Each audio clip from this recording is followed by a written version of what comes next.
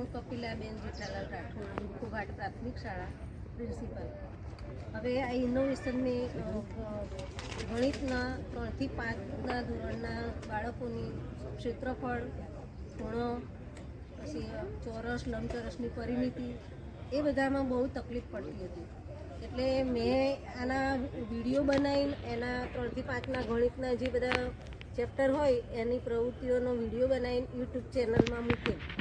એ તો હું પહેલાંથી લગભગ 3-4 વર્ષથી કરતી જ હતી, પણ એ પછી આ લોકડાઉન દરમિયાન બાળકો ઓનલાઈન જ્યારે ભણાવતા ત્યારે બાળકો ગેમ તરફ બહુ જ વળેલા.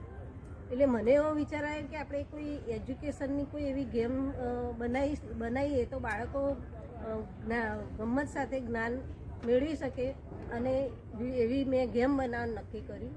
તો મને જે સમસ્યા હતી કે બાળકોને કોયડા ઉકેલવામાં બહુ જ મુશ્કેલી પડતી હતી, એટલે મેં કીધું કોઈ એવો કોયડો લઈ અને એનો આપણે આની ગેમ જેવું બનાવી.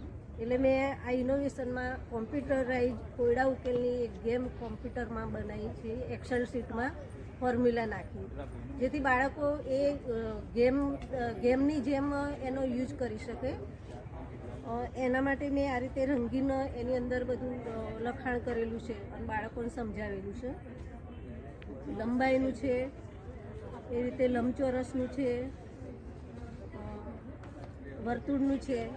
એટલે એક સેલમાં એ સંખ્યા બદલે, માપ બદલે, એટલે ઓટો સિસ્ટમ એની અંદર ફોર્મ્યુલાના કારણે આવી જાય. એટલે બાળકોને એક મજા આવતી કે ખરેખર આ તો એક રમત છે. એટલે રમતમાં એ લોકો શીખી જતા હતા, બરાબર. અને એ સિવાય બીજું મારું કામ છે, 3-4 વર્ષથી જે પ્રવૃત્તિઓના વિડીયો હોય એ લોકડાઉન દરમિયાન ઓનલાઈન શિક્ષણમાં વત્તા હોમ લર્નિંગમાં હું એ વિડીયો બાળકોને પહોંચાડતી.